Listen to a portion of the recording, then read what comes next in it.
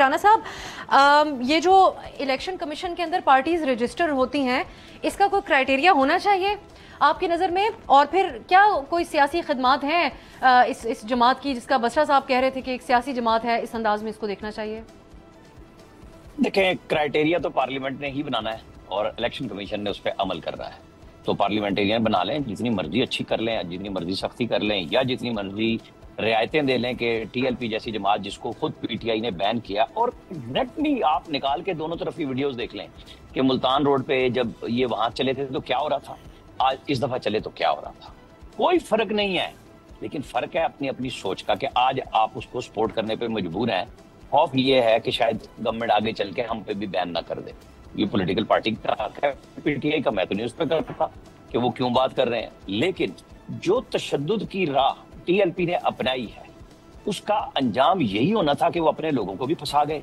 खुद देखे ना, उनका एक मैंने छोटा सा वीडियो क्लिप देखा है, पता नहीं वो कब का है, कि मैं ठीक हूं और बातचीत हो रही है। भाई आप ठीक हैं तो बाकी लोगों के बच्चों को क्यों फंसवा के चले गए?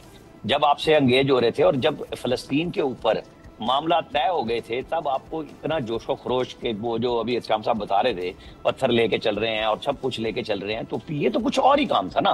तो फिर पिछले दफा तो जब शाहिद खाकान अब्बासी वज़ीर आज़म थे, जब फैजाबाद बिठाया गया था इन्हें और फिर उठाया गया था बड़े तज़क्को एहतशाम के साथ, तो उस वक्त बड़ा क्लियर था। रेंजर्स अपने वज़ीर दाखिला की बात नहीं मान रही थी, एहसन इकबाल की।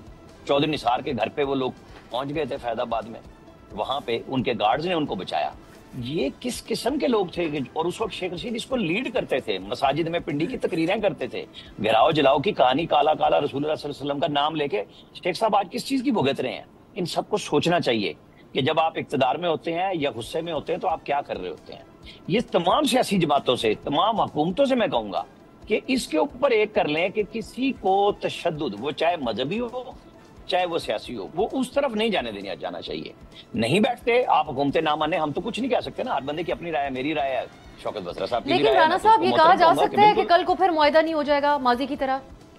मैंने तो स्टार्ट में ये कहा कि जिस तरह पीटीआई को मैं आज कह रहा हूं कि जनाब आपने पहले इल्जाम लगाए और 6 महीने में आप सरेंडर कर गए, तो ये बात अब इनके लिए भी होगी ना कि या तो फिर आप इसको कानून के दायरे में पूरा करें, फिर सुप्रीम कोर्ट आपको बहाल कर देती है, इट्स ओके, सुप्रीम कोर्ट का डिसीजन होगा। लेकिन गवर्नमेंट इंतजामी लेवल पे इस हद तक जाके खुद वापस ले, ये नहीं होना चाहिए। मुझे कुछ पसे पर्दा मीटिंगों में शिरकत का भी मौका मिला था जब ये वजीराबाद में लास्ट टाइम आके बैठे थे। मुझे बहुत कुछ पता है कि क्या क्या किस किस ने क्या किरदार अदा किया था। मैं अभी नहीं बोल रहा, मैं जहाँ अपारे में हूँ वहां दफ्तर में, वहां के साथ हम जाके मीटिंगों में बैठे थे, हमें बताया गया था। लेकिन फिर बात वहां पे यही हुई कि इनको लाया कौन है। तो अब इस दफा अगर आपकी पंजाब गवर्नमेंट हो, रियासत हो, अगर वो एक पेज पे है, तो जिस तरह मोहसिन नकवी बाकी लोगों के पास जा रहे हैं, उन्हें सब लोगों से बात करनी चाहिए कि जी मजहब के नाम पे या सियासत के नाम पे तशद्दुद कोई ना करे, लेकिन सियासी रास्ता सबको मिलना चाहिए। सब्सक्राइब करें और बेल दबाएं ताकि कोई खबर रह न जाए।